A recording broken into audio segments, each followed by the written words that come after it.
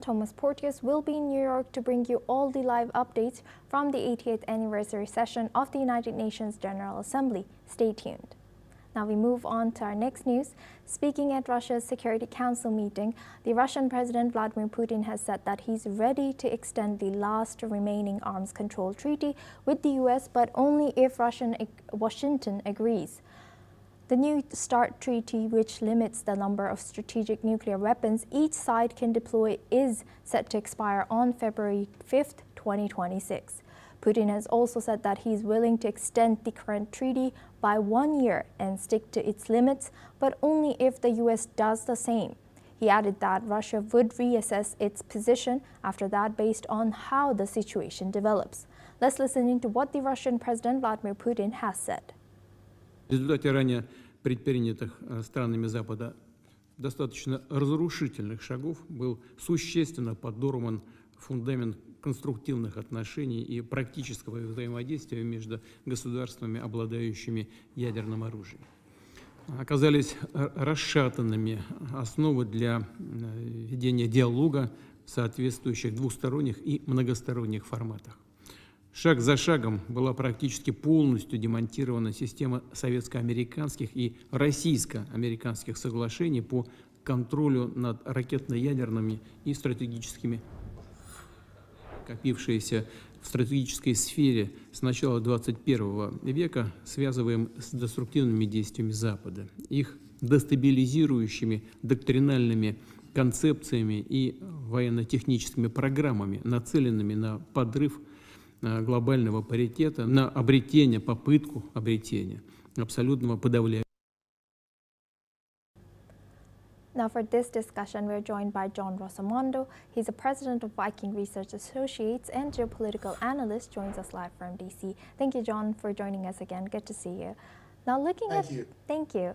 Now looking at this, how might Putin's conditional offer to extend the treaty by just 1 year influence future arms control negotiations between US and Russia? Well, going back to the first Trump administration, the Russians under Putin aren't terribly enthusiastic about any sort of real deal.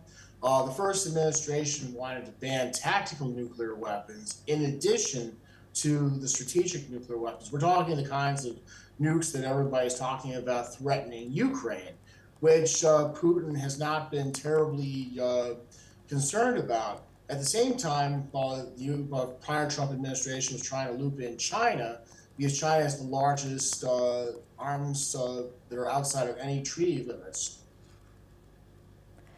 And John, how is this Putin's, do you think that there should be any other country that should be also included if they are to extend this treaty?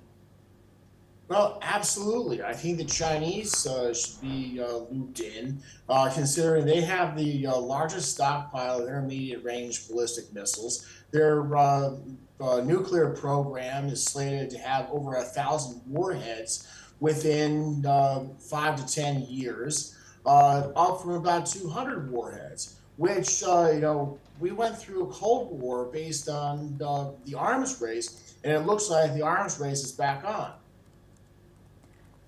And now, what are the potential global security risks if the New START treaty expires without mutual agreement between US and Russia? Well, I think that, if it expires, we'll face, no treaty restrictions or no formal restrictions. However, that has never stopped the Russians from developing their technologies and their nuclear weapons, in contrast with the U.S. That has a largely aged nuclear triad.